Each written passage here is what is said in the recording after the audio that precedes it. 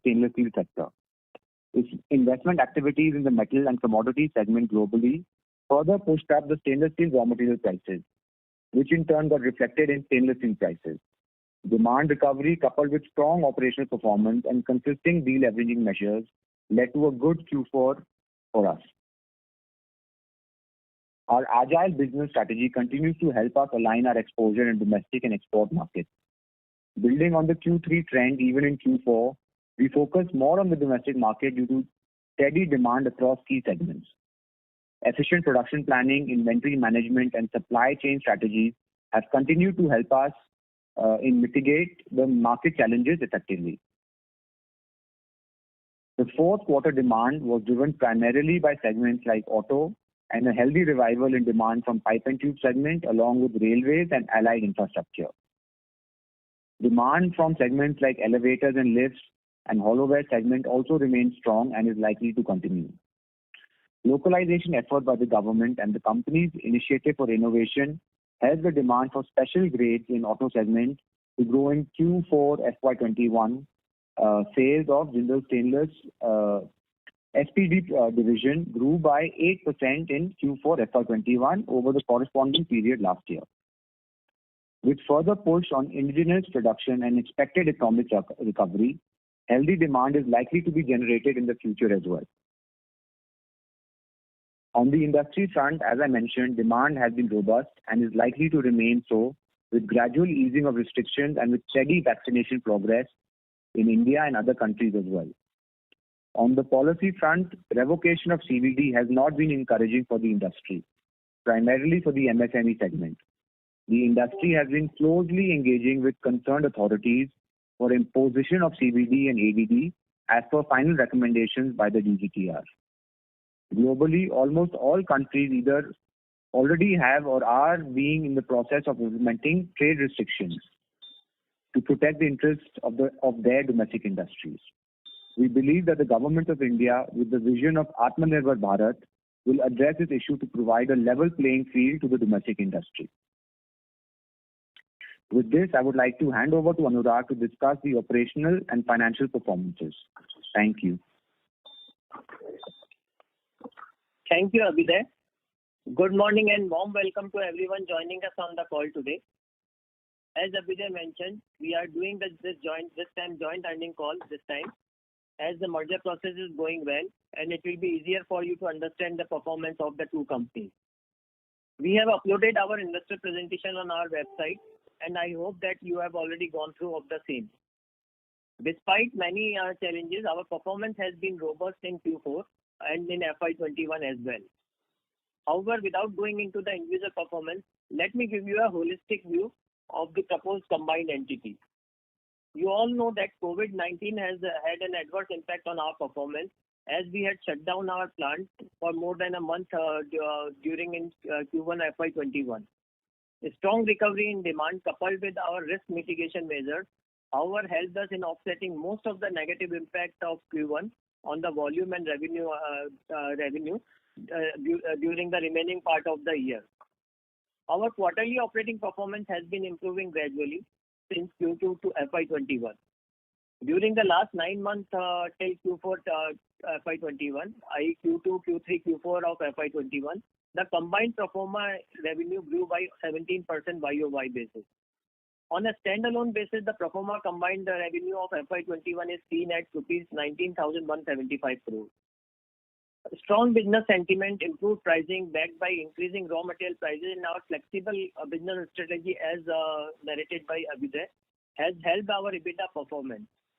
For the last 9 months of FY21, including Q4 FY21, the pro forma combined entity EBITDA surged by 52% year on year.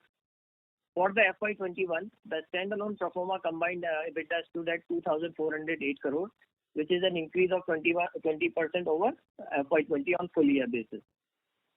I am pleased to inform that our continuous and focused approach, we now have a robust balance sheet. Despite COVID-induced challenges, we have done accelerated and efficient deleveraging and reduced our external debt by 1/3 over last 1 year. This helped us to bring down the pro forma entity debt equity at 0.5x at the merged entity level, which is one of the best in the metal sector. Pro forma debt to EBITDA at the merged entity level has also dropped to 1.3x at the end of FY21. Pro forma merged entity now net debt stood at a combined entity level at rupees 3,125 crores. With a stronger financial position, we have received an rating upgrade by the major rating agency, which is CRISIL, and which that they have given us that straight away 3 notches up from BBB+ to A+. The rating is based on the healthy business and financial profile, improved operating performance, efficient working capital management, and deleveraged balance sheet, which is adding to the liquidity as narrated by them in their rating rationale. As far as the merger process is concerned, as Abhyuday mentioned, it is progressing well to create a SS conglomerate with 1.9 million ton capacity, having a strong global footprint and pan-India presence coupled with a strong financial positioning. We expect the process to be completed as per our earlier timeline which we have guided, which is H2 FY22. In conclusion, let me reiterate that the merger will put us among the top 10 global players with 120 plus product range, along with value-added specialty product range, which will help us to cater all the segments with auto, railways, metro, consumer durable, infrastructure, etc. Along with this, a very lean and flexible supply chain will help us to quickly switch our product range. This will give agility to quickly alter our product mix, segment mix, and geographical mix to de-risk the business model as mentioned by Abhyuday. This brings me to end of my address. I would now expect the moderator to open the line for Q&A session. Thank you. Thank you very much. We will now begin the question and answer session. Anyone who wishes to ask a question may press star and 1 on their touchtone telephone. If you wish to remove yourself from the question queue, you may press star and 2. Participants are requested to use handsets while asking a question. Ladies and gentlemen, we will wait for a moment while the question queue assembles. The first question is from the line of Amit Dixit from Edelweiss. Please go ahead. Yeah, hi. Thanks for taking my question. And at the outset, I would commend you for laudable efforts towards COVID-19. Really very, I would say, helpful. I have 3 questions. The first one is on your EBITDA per ton guidance. Now, we had been given the guidance of 14,000 to 16,000 rupees per ton. But in last 2 quarters, we have exceeded that guidance, particularly in Q4. We have exceeded it quite a bit.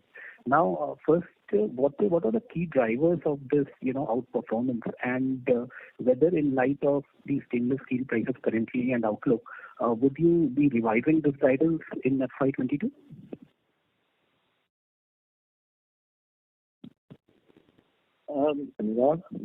Yeah, so basically, Amit, you are absolutely right. Last 2 quarters we have been delivering very strong performance. So overall, year-on-year basis, we would still not say that we will be continuing all the quarters at the same, because there would be some up and down cycle which could always be expected. Having considered that, we are now revising our guidance from 15 to 17,000. So we are increasing to the 15 to 17,000 range on a full year basis. Though quarterly, some of the quarters performance will be higher, but we are confident on full year basis, then we'll be able to deliver 15 to 17,000 EBITDA per ton.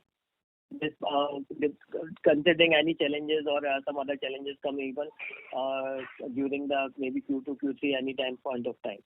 But we would always like to meet our guidance in terms of what we are trying to guide to the market. Okay, fair enough. The second one is on essentially import pressure. So after revocation of CVD and LVD, what kind of import pressure we see post-April? I mean, you alluded to this in your opening comments, but if you can quantify it a bit, that would be helpful. And what is the rationale that you are hearing from government for, revocation of such duty?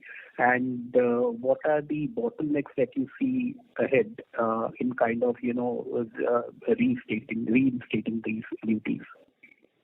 So one thing, Amit, which we as an organization have been focusing for very long, because we know duties can be there and they can be removed, as we saw already, and we really don't want to depend our position and our company performance on these kind of duties.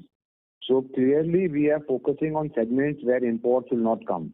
Major imports from China is coming in the 200 series, and that is also an area where we are not very strong in hollowware and in these lower segments where they supply for utensil segment. We are actually not present in a very big way. Only about 8% of our sales, or even less, goes to that segment.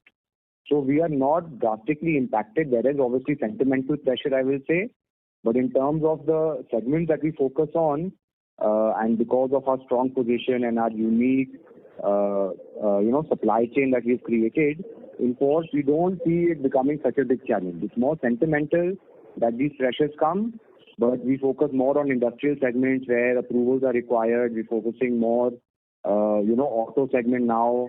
Railway has picked up again, which anyway we have a major market share in all these areas. So that is going to continuously become and going to be our focus in the coming years as well. Okay, and the idea. Yeah, so the question was that you might be discussing with different ministries, and also what kind of rationale you hear from them the first place, because if it is harming MSME segment, I'm sure that might not be the intention of government to go for revocation of these duties. And what are the bottlenecks that you're facing at this point in time? Because see, this is a very big, I would say, hangover for the overhang on the stock rather at this point in time. Correct. So the Steel Ministry is completely supporting, and they are in agreement with our plight. So as discussed earlier, by September is a window that they've given us to reappoint these duties. Whatever they revoked in Feb, they could reappoint that in September. So we are working very closely with them. We're sharing all the data, and we're sharing the import data with them, how much is coming from all these countries where duty was supposed to be established. So we're quite confident that by September, some of these duties should come back. But again, I said, we are not basing our performance, and we are not saying that with the duty being there or not being there, our performance and our numbers will dip. Would you have handy the data on imports post-April, or I can take it from Gautam and post the call? We'll share that with you. I'm not exactly, it's not there with me at the moment, but problem. I think Gautam, please share that with Amit.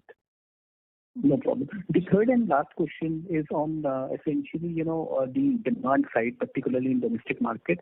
In Q1 FY22, do you see demand weakening a bit?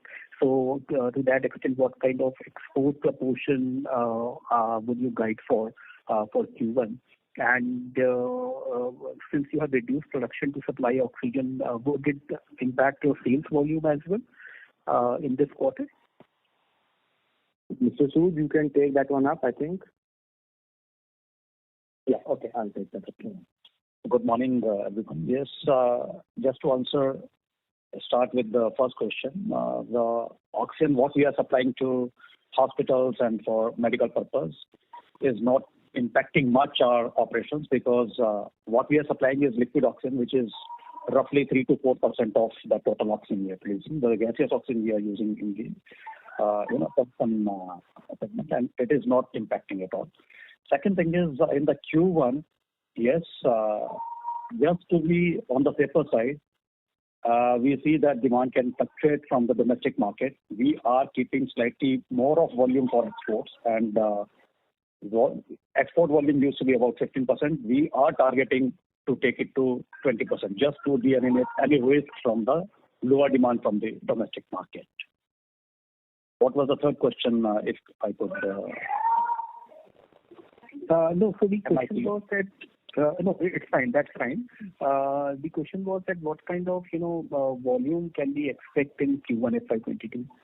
See, Amit, Anurag here. Let me pitch in one thing here. I think as we mentioned that we would be flexibly playing because we have developed now our supply chain and production lines in such a flexible manner. So depending on the demand and product range, we'll be keep playing between the geographical mix also between export and domestic market. So as Mr. Sood mentioned, when we saw some of the initial surge in the COVID cases, we were not sure whether nationwide lockdown could happen. We actually increased some of our export mix in the booking at that point of time so that our volume remains on track. Overall, I can tell you, I think rather than looking quarter on quarter, we are saying that let's look at FY22. I think our export volume, given the current outlook, should remain in the range of 15 to 20%. And what will be the total volume like in FY22? Anything you would like to tell? We are targeting a volume growth of around 20% plus as compared to FY21. So we should have at least 1.7 plus 7 million ton at a combined entity level together. Yes. Okay, fair enough. I have more questions, but I'll get back in the queue. Thanks and all the best. Thank you. Thank you. The next question is from the line of Ashish Kejriwal from Centrum Broking. Please go ahead. Yeah, hi. Good morning, everyone. Thanks for the opportunity. Only one question from my side. All others have been answered. What's up? We have not divulged any details yet on capex. So one is on that. Are we seeing any delay in that because we are already getting delayed on capturing the market share, maybe? Or one is on that, and is there any possibility of inorganic expansion also? Thanks. Abhijit, shall we go ahead, or do you want to answer? Yeah, I can answer a little bit. So basically, capex plan for the next 2 years is to the tune of around 3,000 crores, and mostly this will be through internal accruals. And this year, the outflow that we are planning is to the tune of around 1,100 to 1,200 crores only. This is mainly to double our capacity, and we will take it up currently from not double, but it will increase by 0.9 million, I can say, our melting capacity. So from current levels of 1.9, we'll be going to 2.8 million. And we are also increasing our hot rolling and cold rolling capacity as well. And in terms of delays, there are no major delays. There is little hiccups because of, these lockdowns that are happening. But the kind of systems we have put in place and the kind of operating leverage and the bases that are all been created, we can recover this quite fast as soon as things normalize by June, I feel. So have we started ordering, or we will start ordering from June? We have already started ordering. Okay. Secondly, on inorganic expansion, please. Any plans for that? Yeah. Yeah, Ashish, sorry. Sorry, Abhijit, go ahead. I think I didn't hear. No. From inorganic expansion point of view, definitely there is nothing on the table as of now, but there are few assets that we will definitely look at if and when Salem comes up for sale, and there are further smaller assets which will only add to our value chain. We are not looking at, acquiring anything outside our business or some other asset like that, but stainless steel assets which add value to our business, we'll be looking at that as and when time comes. But as of now, there is nothing major on the card. Anurag, has anything to add to that? Yeah, no, I think you have answered. So that's what Ashish, depending on, as you know, there are limited assets which are there, but we keep evaluating, and if we like something at the right price and which could be more EBITDA accretive to our business, surely we will look at it. So as Abhijit mentioned, we have really structured our balance sheet in a way that technically, if you see our debt repayment, scheduled debt repayment, we have actually repaid so whatever debt reduction we have done very strategically. We have prepaid our FY22, FY23, and we are right now in the process of even paying FY24 installment.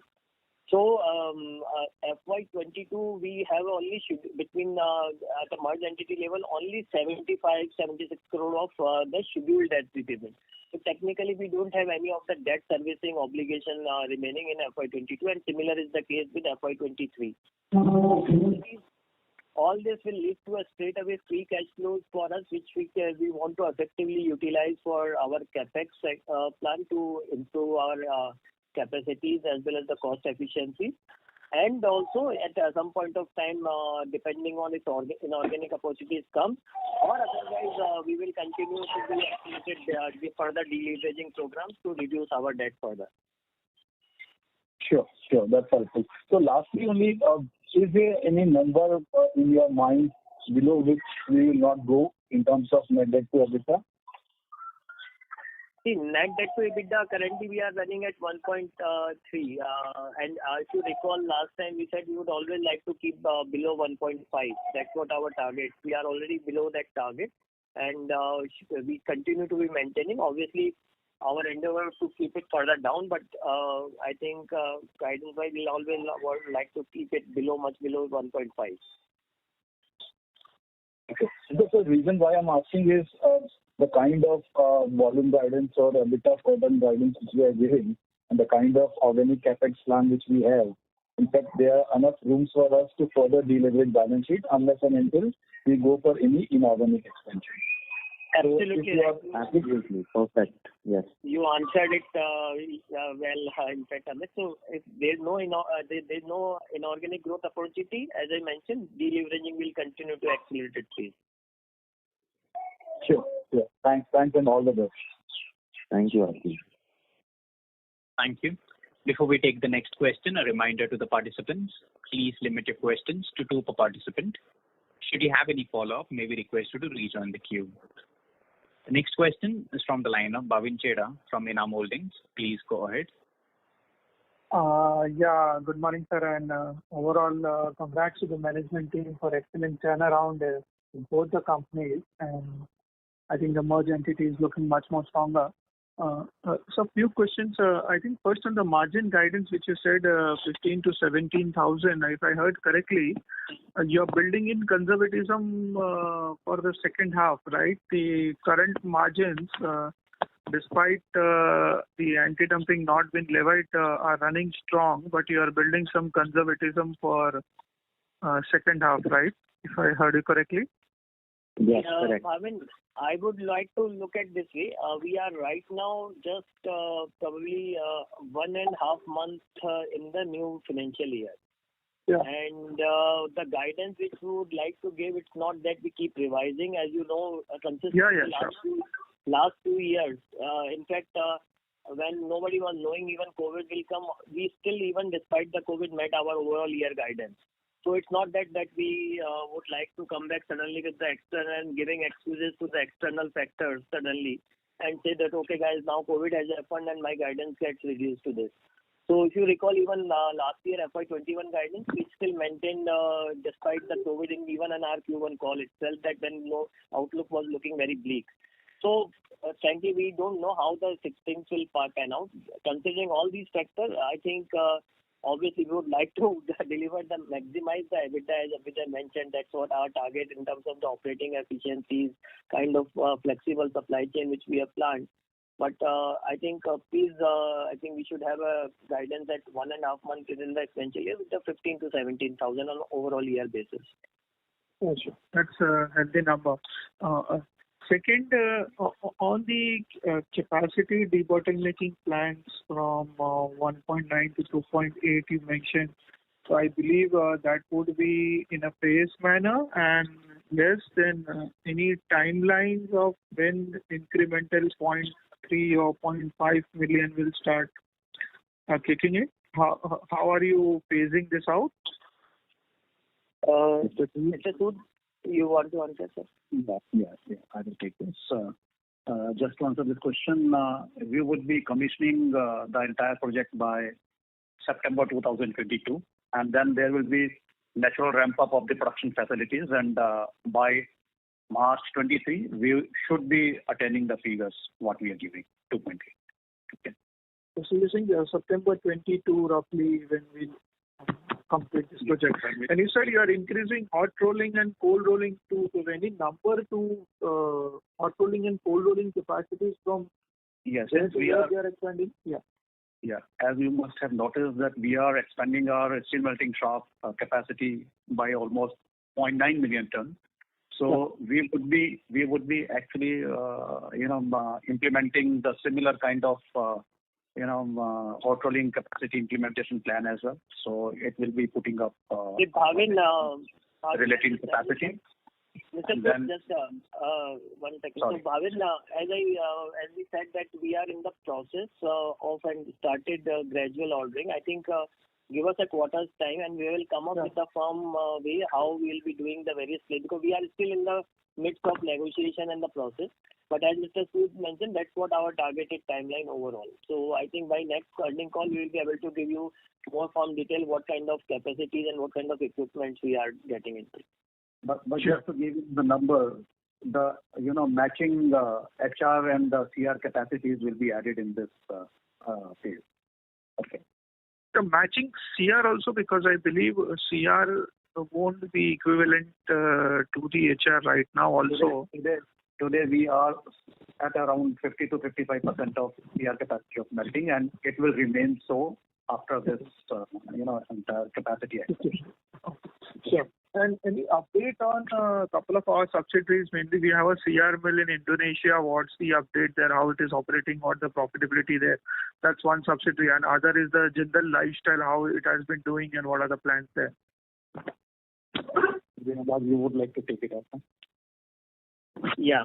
Maybe Indonesia, you would have seen that we have really made a good turnaround in Indonesia in last 2 quarters. So Q3 and Q4, because we did have quite a few strategic change in Indonesia. One is that overall entire their cost structure and fixed cost structure we have aligned to a lower production volume, because there we were seeing sometimes challenges from even Chinese import. So one is that we have made it more agile our entire cost structure, so that even if the volume drops, we get into a profitability zone.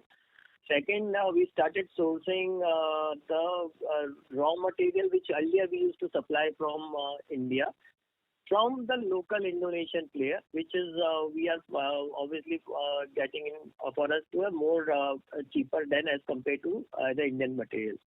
So that's the second part in this.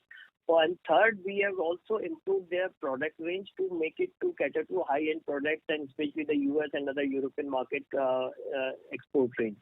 So all these have resulting a good profitability zone. So maybe number point if you want to know, I'm sure or we can share with you that in this quarter we did a PBT of EBITDA of 23 crore in Indonesian subsidiary, and in Q3 we did a 30 crore of EBITDA in the Indonesian subsidiary PTJSI. We can share with you, Gautam, and can share with you the full detail of full year basis. Full year basis also, if you see, Indonesia has delivered in FY21 a 38 crore EBITDA, which was a 38 crore loss last year.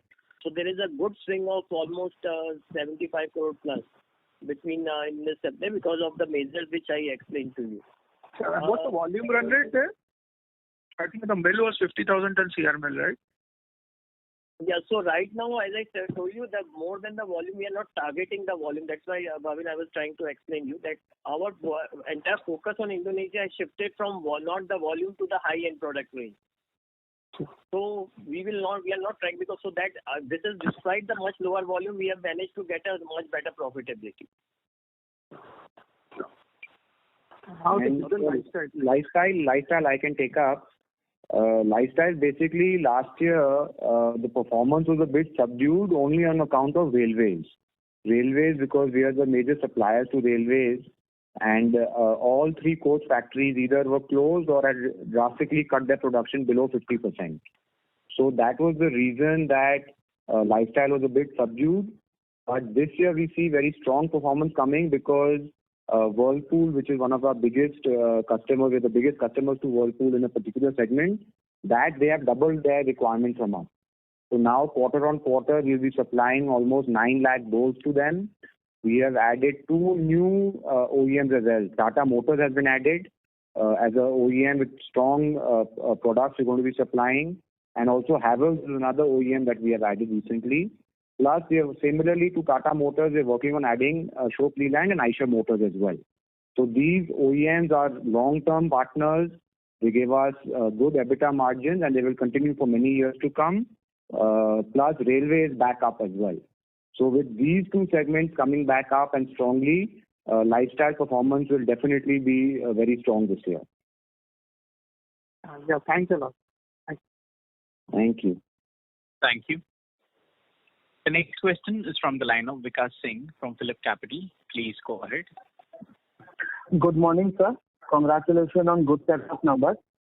Thank you.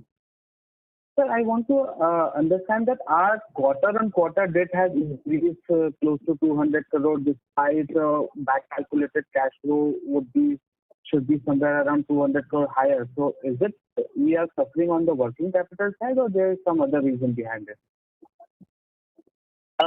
Because there is a reduction also in the quarter-on-quarter, because if you see the numbers, obviously some part of short-term debt has increased because we have repaid more on the long-term debt. But overall, if you see the fund-based long-term, short-term, there is a reduction on quarter-on-quarter basis also. So what would be that amount, or if you can tell me? So overall, like what we said is that our gross debt number was close to 3,200 crore and net debt number was 3,100 crore on the merged entity level. Maybe Gautam and Shreya, maybe one of them can send you the reconciliation of these on quarter as well as year basis. Yeah, basically I was referring to your presentation and the net debt number which I was talking about on a quarter-on-quarter basis from 2,600 crore jump to 2,800 crore basically. No, I think there is we will send you the number. I think that's not, they will send you there is a continuous reduction in that. Though quarter 4, the reduction was lesser, I must say that, because we accelerated more from in quarter 3 itself, and then quarter 4, we actually tried to pick up more on the short-term side. Okay, sir. So my second question pertains to our capex. So when we are talking about the mapping CRC capacities also, the current capex guidance which we have given includes that capex, or that is over and above what we have guided so far? It includes that. It includes okay, everything. Sir. So when I said, when Abhyuday mentioned the 3,000, which includes capacity expansion and some of even the operating efficiency capex also. So it's a combination of this. Therefore, I mentioned that as we are still in the midst of the planning and finalizing it, I think by next quarter we'll be able to share more specific details on this. Okay, sir. And lastly, if I may ask one more question. So have we got any inventory benefits, or more or less it's negligible for us? If you could share that details with us. Interesting question. I know. So if you recall, earlier we used to have probably a much higher volatility in some of these because of the underlying raw material up and down. But as Abhyuday narrated, actually the focus we have done in last 2 years is mostly on our supply chain sourcing, getting the raw material sources near to the plant, and the entire sourcing strategy which Mr. Sood is leading on this part. So what we do is that now we monitor all these exposure on a almost real-time basis. So our net exposure of commodity, depending on what kind of product mix we have sold on that particular week or quarter or particular day, and what kind of booking we are doing through the various incoming chemistry on this part. So depending on that, what we said, like for example, if you pick up one of the raw material, we mentioned to you that typically we would like to maintain the range of 6,000 to 7,500 million ton between these two companies of overall, because that is to give us the flexibility of supply chain. So any point of time, the movement may not go beyond these, because we then make sure that our exposure remains always within this range and gives enough headroom and flexibility to play with our product mix, our supply chain. So I would say, rather than getting into specific of quarter-on-quarter inventory number, I think that's the way we have transparently shared that this 6,000 to 7,500, which is nickel, is the most volatile, is our range. Similar thing we do for other raw materials also. Okay, sir. So our guidance basically is not factoring in these changes, and mostly we are factoring in the X of these kind of fluctuations, right? In terms of EBITDA per ton guidance? Sorry, I didn't get your question. So in EBITDA per ton guidance, we are actually building that kind of the modeling, right? That the inventory gains or losses would not be there. Absolutely Yes. right. Yes, absolutely. That's so. Thank you, sir. That's answered my question. Thank you for taking my question, sir, and all the best. Thank you. Thank you. Thank you. The next question is from the line of Nishit Shah from Equitas Capital. Please go ahead. Good morning, sir, and congratulations on very good set of numbers. And I really appreciate our fight against COVID by supplying medical oxygen. Sir, I have 3 questions. First question is, I recently read that ferrochrome prices have gone to 80,000 because of lower demand from stainless steel players. So how much our production is impacted because of the second wave, and how much do you see that for the industry?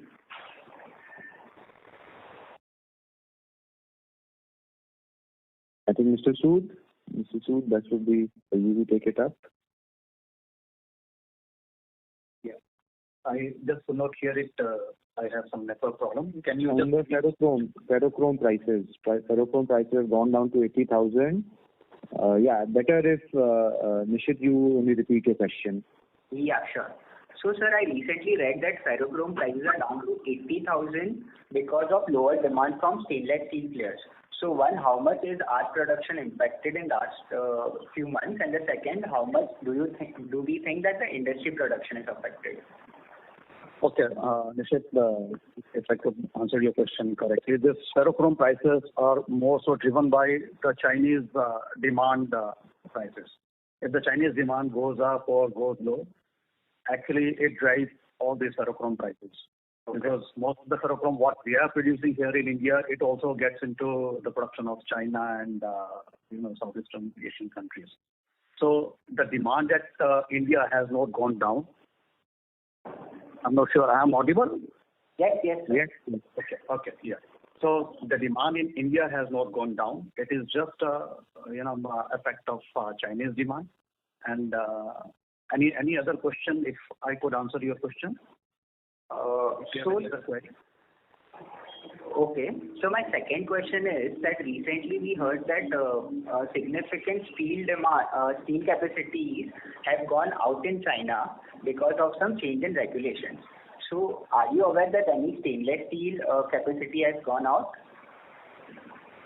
No, what we have heard from China, whatever information is available, the small size plants, they, for the reason of actually curbing environmental concerns, having environmental concerns, and having better pollution control systems, temporarily they have been put out of operations. Otherwise, none of the stainless steel plant have been put out of services or put out of operations. It is only just to maintain the inventory levels. They are trying to optimize the production. That's all. Okay. And so my last question is, I want to understand, are we facing any significant cost increase or availability issue for any of our input commodities? See, the problem is the strong disruption in the shipping industry. So most of our raw materials here, like nickel, iron scrap, the stainless steel scrap, we are actually sourcing from countries like the region like Europe, US, and Southeastern Asian countries. So there is a lot of disruption, and this disruption has led to a sharp increase in the shipping prices, shipping cost. So one way it is the challenges in the availability, and another way it is increase in the costing. But the demand side, actually there is a very strong demand, so it is offsetting the increase in the shipping cost. Okay, got it, sir. Thank you. Thank you. The next question is from the line of Ashav Rakesh Patel from Molecule Ventures. Please go ahead. Yeah, first of all, congratulations on phenomenal set of numbers. I also witnessed the balance sheet cleanup, and I would appreciate, because none of the companies I've seen have cleaned up the balance sheet in such a fast manner.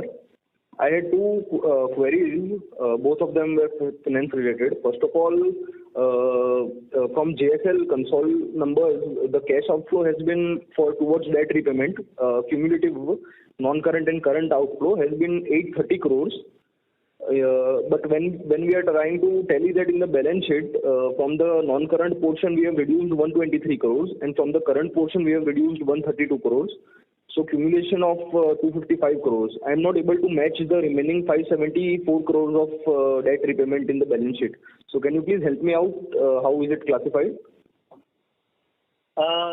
Sure, we can send you the reconciliation. Basically, the current and non-current quantification in the balance sheet is in the long-term debt of residual maturity of less than 1 year or falling installments in the next 1 year actually are into current asset side. So maybe we'll give you I will ask Gautam and Shreya to give you the reconciliation of this. Sure, that would be very helpful. And the second question is that if you see in PNL, we are incurring finance cost of 480 crores, but actual cash outflow is only 340 crores. So the difference of rupees 140 crore, is it pertaining to JSHL's ICD which we are incurring but not giving out, the cash flow is not flowing? Is it the case? And if that is the case, how do we plan to repay it to JSHL, or it would be adjusted in the merger itself? You are right on your first part. It is because of that, and as we mentioned, our merger scheme provides for cancellation of this entire loan along with the interest. So that's how the merger scheme was drafted. Therefore, since now merger is just corner away, so that's how this will get cancelled in the merger process. So I think the best way, that's why I covered in my speech as well as Abhyuday, is that to look at the combined entity numbers. Sure. That's all from my side. Thank you. Thank you. Thank you. The next question is from the line of Navneet Bhaiya from an individual investor. Please go ahead.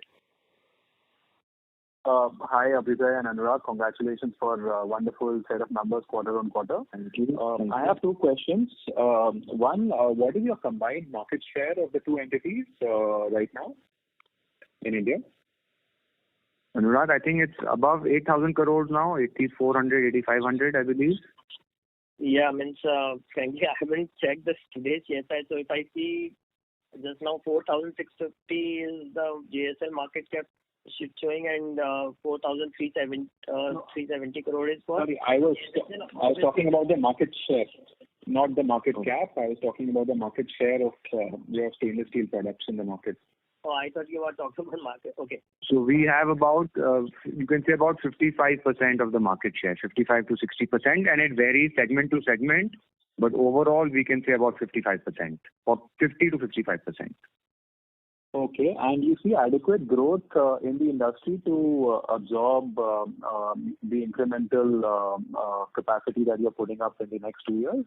Yes, definitely. We might even run short actually, because stainless steel is growing, is the fastest growing metal. It's growing almost at 8 to 9%. And with the infrastructure push that is given by the government has come up with some very good policies also to support stainless steel. Like one example I can give you is that any government project has to now calculate the life cycle costing before using any material.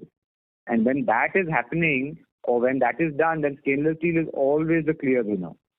So over the course of a project, stainless steel cost will be recovered almost double or triple times as compared to other materials. So these policies with the infrastructure push given to the government, and this, another thing that we have seen all across the world is that as the economy improves, as the GDP improves, the per capita consumption of stainless steel also improves. So India is at a very low level of only 2.6 kg per capita, world average at 6 kgs.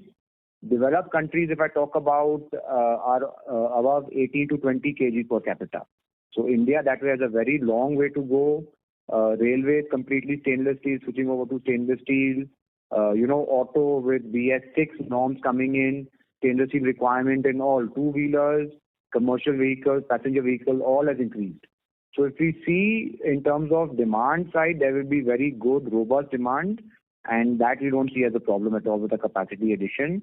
Plus, export market is available to us. We are the best in class quality. We compete with everybody in their own markets for quality. And any dip in domestic demand, we can easily substitute and supply to Europe, US. Russia has become a very important market for us. Korea is opening up again. So we see no issue from our capacity addition side. Okay, that's quite helpful. My second question is, in fact, regarding the export competitiveness of the company only. I believe your export competitiveness has increased in the last 2 or 3 years. So, one, what really has changed? And then if we are export competitive, then how does import dumping really, affect the industry? If we are competitive at a global level, then imports should not affect us too much, right? So, see, domestic market is still our strongest market. That is where we have created a huge supply chain efficiency. We created warehouses all over. So that way we don't feel imports will impact. It's more sentimental. That once people start importing and prices are a bit lower, then that just creates a negative impact from a sentiment point of view. And why we've been able to export is again because of our quality. We continuously work on our yield improvements, cost reduction, efficiency improvements. But the main reason we're able to get a good EBITDA is because of our quality. We are one of the best. We're supplying almost, biggest supplier to Gillette. We're supplying to auto industry all across the world. So that is the main reason why we're able to get good EBITDA margins. And people don't treat us like Chinese products. If a Chinese company has to go sell in Europe or US, they really need to cut down their margins, really need to cut down on the price because they don't meet the quality standards. But because we meet the quality standards, we have a robust system in place. That is why they end up giving us that margin as well. Okay, so ex of China, what would our rank be globally? Ex of China? In terms of stainless steel production, we are number 2 in the world actually. After China, India is number 2 now. No, Jindal Stainless you mentioned combined is among the top 10 global manufacturers. Top 10. Combined entity will be in top 10. So ex of China, if we remove Chinese manufacturers... Ex of China, we'll be in top 5 then I would say. Okay. And our export EBITDA is comparable to our domestic EBITDA on what we sell in exports, or is it lower or higher? It fluctuates again. It depends on market to market, economy to economy. But you can say over the last few months, we've actually seen a little higher margin from export. Okay, interesting. Okay, all the best. I think you guys are doing a great job for the company. All the best. Thank you. Thank you so much. Thank you. Next question is from the line of Saket Kapoor from Kapoor Company. Please go ahead. Yes, धन्यवाद sir for the opportunity and congratulations on doing all good things sir at the appropriate time. Thank you so much. Sir, if I could just summed it up what the conversation we are having, sir. What likely should be the EBITDA pattern on the export part, sir? Is it incrementally higher than a domestic one? So you are now. There are few. Yeah, Anurag, you can take this one. Yeah, Saket, basically, we have given a company-wide guidance as of 15 to 17, and as we mentioned, we want to keep a flexibility between our export mix and domestic mix depending on the margin. So, since we have our very flexible product range and flexible production lines, we will always be trying to keep push to our products in the market where we at that particular time gets a better EBITDA. So it will always be keep moving. So it's difficult. So like for giving the example of the auto two-wheelers, probably in FY19 they were not having a good profitable margin business. But when the first lockdown opened, we saw that the auto manufacturers were ready to give a better price. So we actually pushed into auto or in India itself, and then we reduced our export. Similarly, but even in Q1, when Indian market was slow, we actually pushed most into the export market because Europe and Russia was giving a good margin and good taking a good offtake. So I think that's a way to look at it. Overall, let us manage the mix between these two. Overall, we said our guidance is 15 to 20%. 20, what we are looking at as a mix. As Abhyuday mentioned, our priority will always be domestic market. That remains for us. And overall, we will be able to give a share on a combined basis of 15 to 17,000 of EBITDA per ton. Right, sir. So now with the serious exercise of debt reduction that has happened, what should be the absolute finance cost number, sir, for next year? Just a ballpark number. We have seen a significant reduction for this year, and now going on and with this rating upgrade also, sir, we should be looking for revision in the rates downward also. Yes. So next year interest cost should be less than 400. In fact, it should be somewhere around 375 crore number. And because we will be targeting that, so that's almost 40% sort of further reduction in our current cost. It's a combined one, 375. Combined one. I'm talking about combined interest cost. Okay, and it's a reduction of 40% from this current year numbers. Yeah, close to 40%. It will be, I can tell you that if you see... I'll work out the math first. No, not an issue for that. And sir, as you told that we are managing the inventory by in the best way. So sir, just a ballpark number on an year-on-year basis, how has this inventory gain or loss played its part for the last financial year? If basic understanding you can give, just to understand the vagaries we used to face earlier, and now with the changes the team has done, what should be the likely number on an year-on-year basis, sir?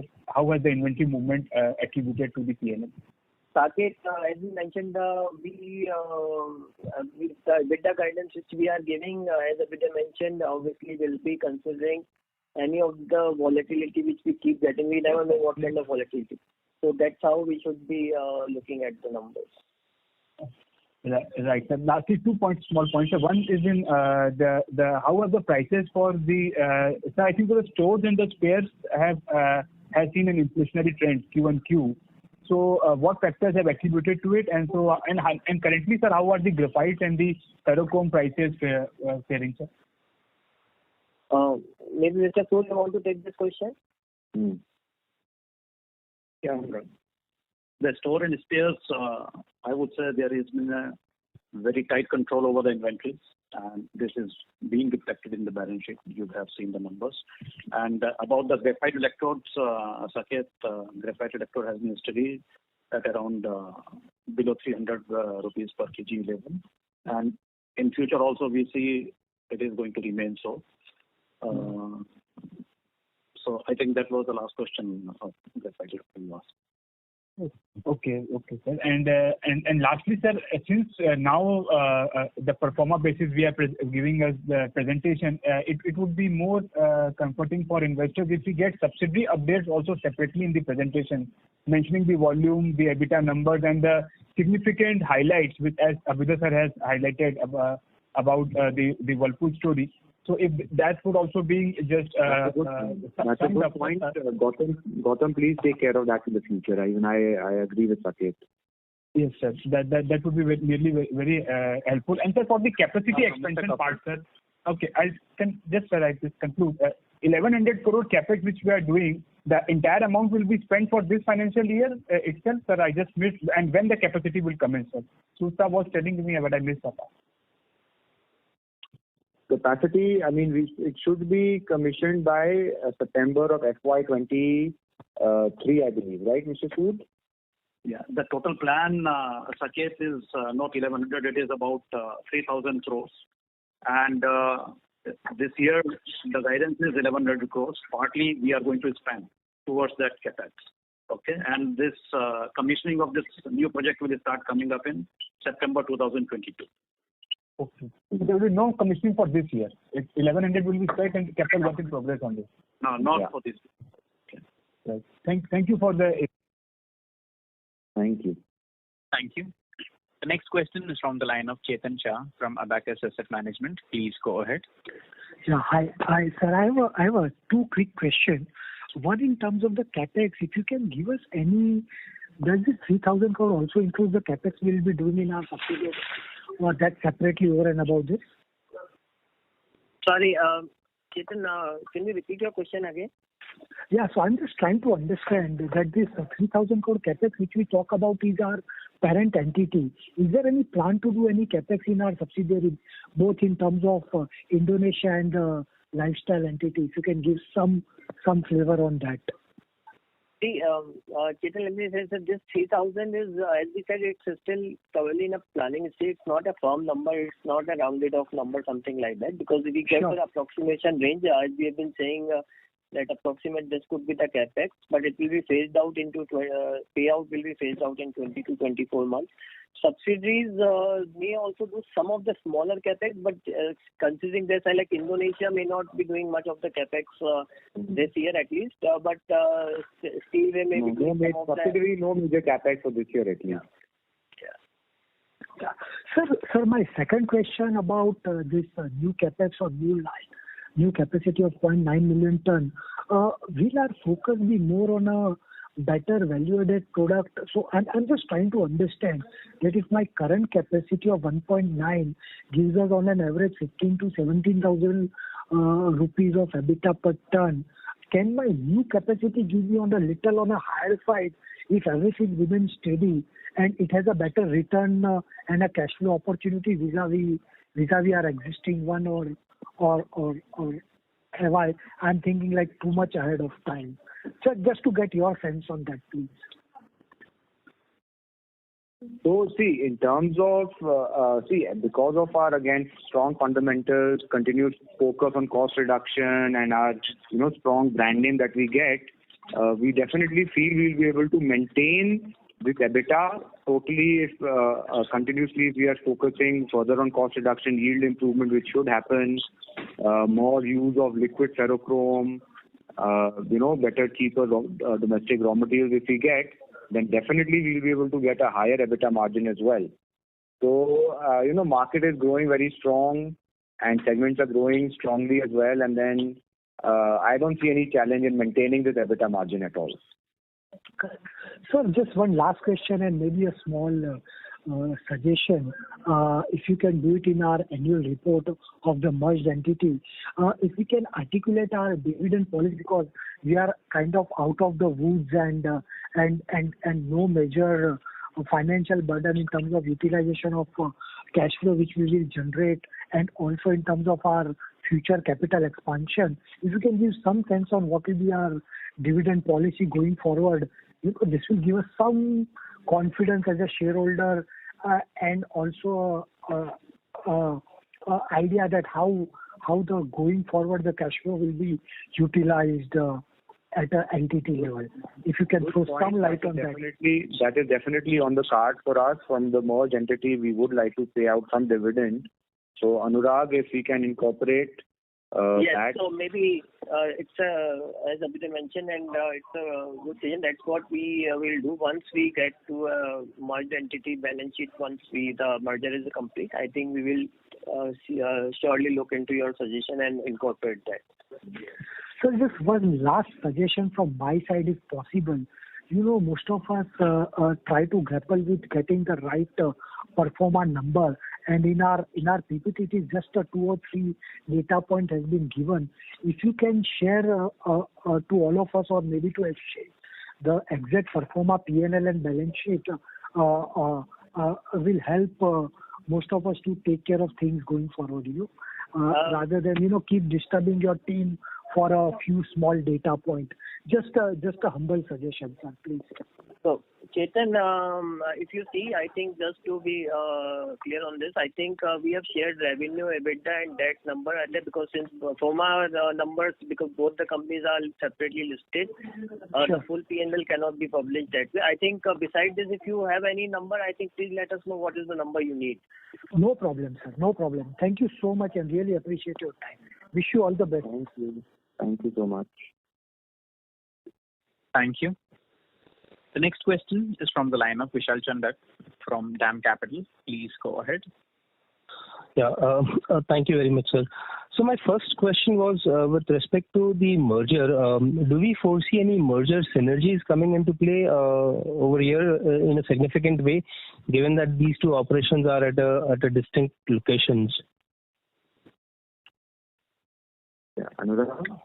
Yeah. So, see, the merger synergies, Vishal, as we mentioned, is that mostly the immediate synergies were mostly on the balance sheet side. So, in terms of the overall interest cost, what we are doing in terms of the crossover, ICDs, cross-holding, and all these will go away. And that will be a balance sheet optimization side. P&L side also, there would be some synergy. I would not say immediately the large, but surely I think going forward and as we get into a more into the early capex spending, that will you will start seeing a more P&L level synergies also, and maybe economies of the scale, cost efficiencies getting reflected in P&L. But immediately, yes, the benefit of merger was more on a stronger balance sheet side. Got it, sir. So my second question was with respect to the capex. You mentioned that your total growth capex for the next 2 years will be 3,000 crores. Does this reflect only the expansion at Jajpur, or it also includes the capex that we have already announced on the SPD division at Hisar? SPD capex is more or less now completed and it's an end. So I think it will be maybe some of the residual payments will be there, but it's not much actually. And this is mostly into the Jajpur brownfield expansion, some of the cost efficiencies capex. Great. So would that also include the maintenance capex, or if you could just help us with the maintenance capex?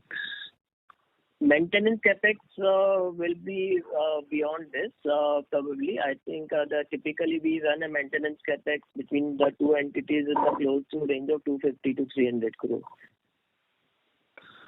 Got it, sir. Sir, you also mentioned that we are looking at assets within India for an inorganic expansion, and given the fact that we have close to 50% plus market share in the domestic market, aren't we likely to hit antitrust blockhead the moment we put up anything for merger or acquisition? That will be surely a part of the diligence and with the pre-approval whenever it's such situation arise from proper CCI or something approval, those will always be sure with that. As Abhyuday mentioned, it's one of the large assets is probably is the Salem only. Correct. That is any government divestment, so it has to come with that comfort level.